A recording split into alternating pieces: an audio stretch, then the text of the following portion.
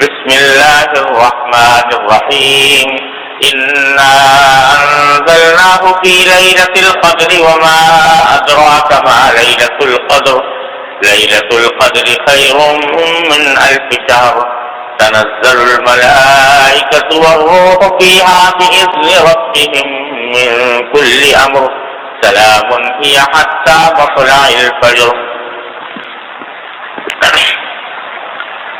بزرگان محترم اور برادران عزیز، رمضان کا آخری عشرہ بلکہ آخری ہفتہ شروع ہو چکا ہے، اور یہ عشرہ حدیث میں رسول کریم صلی اللہ علیہ وسلم نے ارشاد فرمایا کہ یہ جہنم سے آزادی کا عشرہ ہے۔ رمضان کے بارے میں فرمایا کہ اس کا جو اول ہو رحمہ و اوسط ہو مغفرہ و آخر ہو عتق من النیران۔ پہلا عشرہ جو ہے وہ رحمت کا عشرہ ہے، دوسرا مغفرت کا عشرہ ہے، تیسرا جہنم سے آزادی کا عشرہ ہے۔ اللہ تعالیٰ ہم سب کو اپنے فضل و کرم سے آزادی عطا فرمائے۔ اور اس عشرے میں نبی کریم صلی اللہ علیہ وسلم عبادتوں کا خصوصی اہتمام فرماتے تھے۔ حدیث میں ہے کہ جب یہ دفعہ آخری عشرہ آتا تو شد بِإِزَرَهُ، آپ اپنی کمر کس لیتے تھے، وَأَحْيَا لَيْلَهُ، رات بھر جاگتے تھے، وَأَيْقَظَ أَهْلَهُ، اور اپنے گھر والوں کو بھی جگاتے تھے۔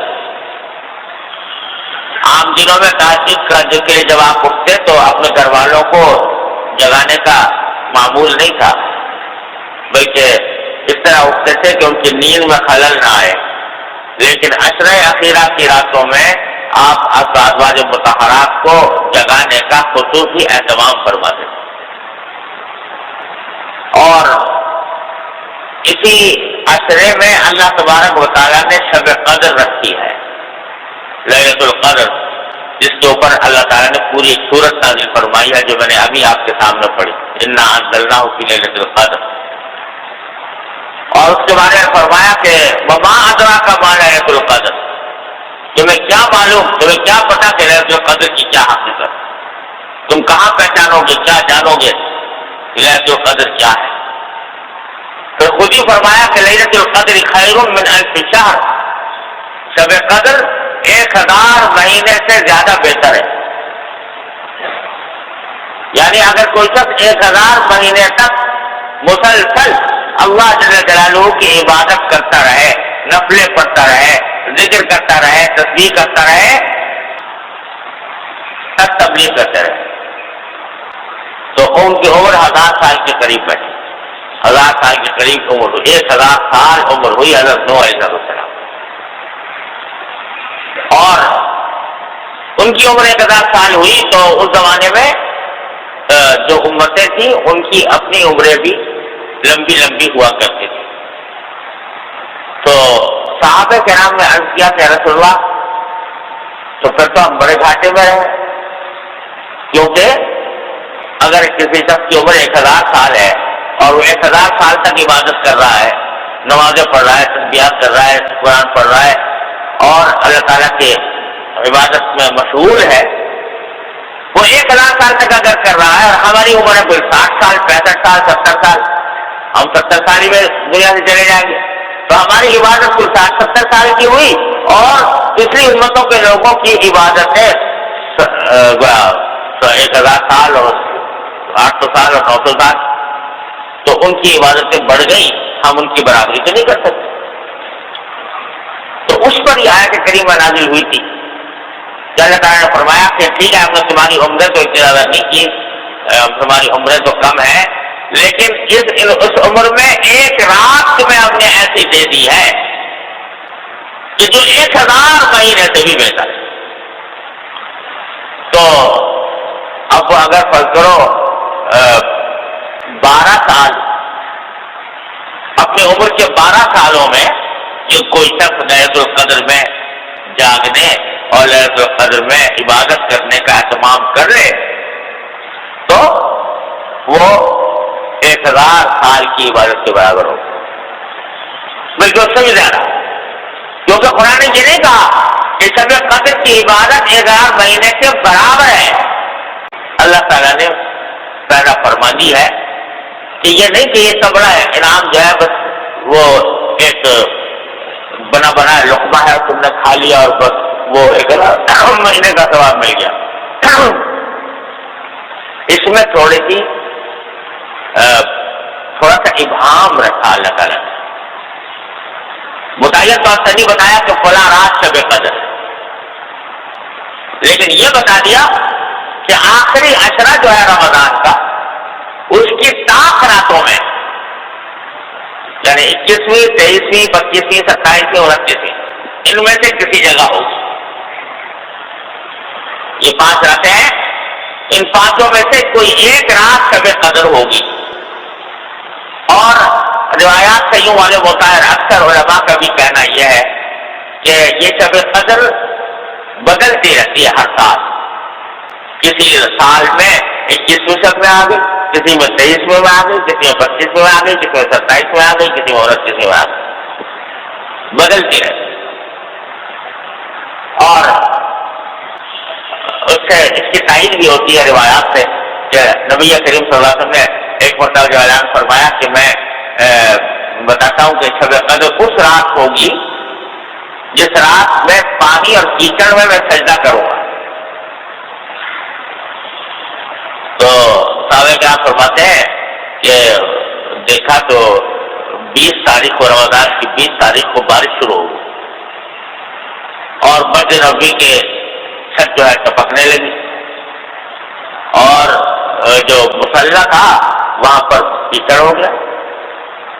تو سرکار دو عالم صلی اللہ علیہ وسلم نے جب مغرب کی نماز پڑھائی اور مغرب اور عشاء کی نماز پڑھائی تو آپ کی پیشانی مبارک پر کیچڑ لگی ہوئی، تو اس سے پتا چلا کہ 21ویں شب اس سال میں 21ویں شب شب قدر تھی۔ بعض روایات 27ویں تھی، 27ویں رات تھی۔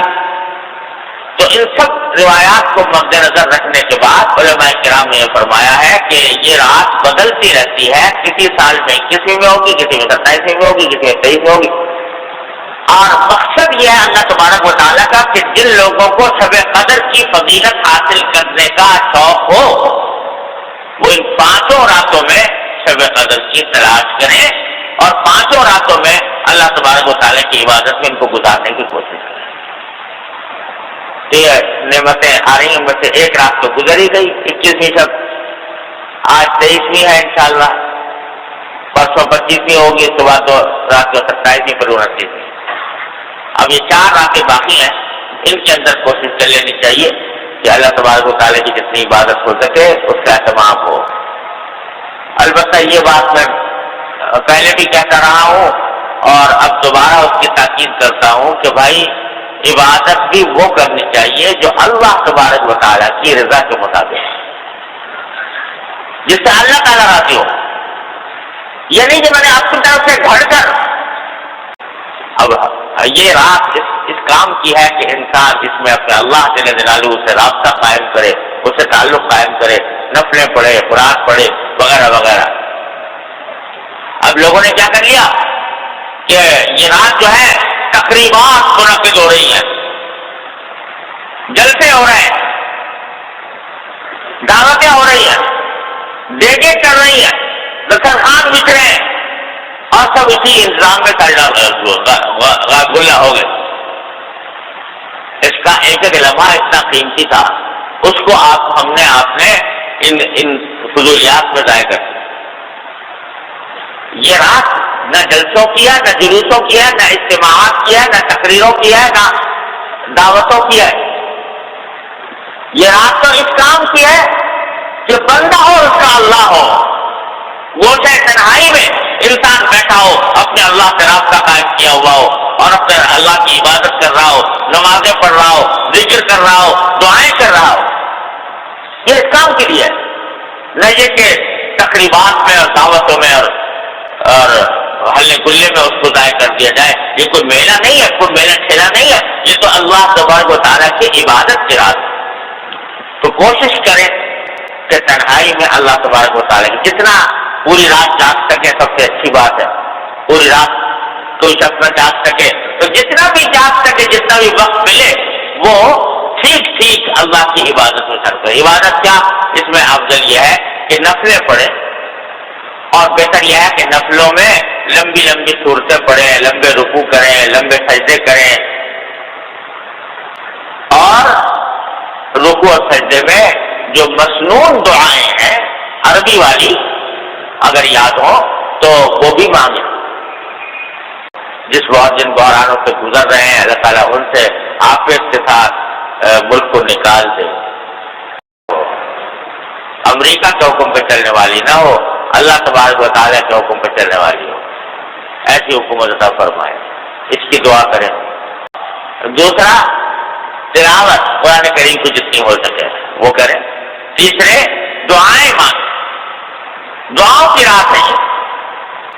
اور سب سے اچھی دعائیں وہ ہیں جو رسول کریم صلی اللہ علیہ وسلم نے مانگی ہیں, مناجات مقبول میں چھپی ہوئی ہیں, حزب الاعظم میں چھپی ہوئی ہیں.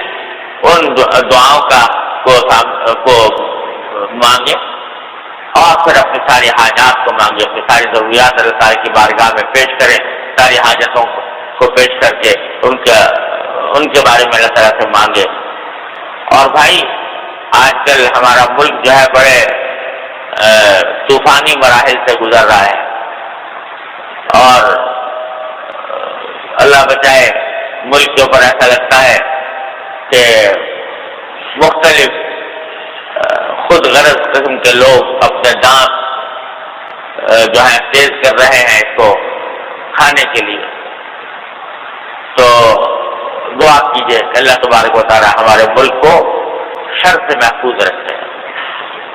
اللہ تعالیٰ ہمیں حکومت عادلہ عطا فرمائے. ہمیں اللہ تعالیٰ ایسی حکومت عطا فرمائے جو اس کے حکم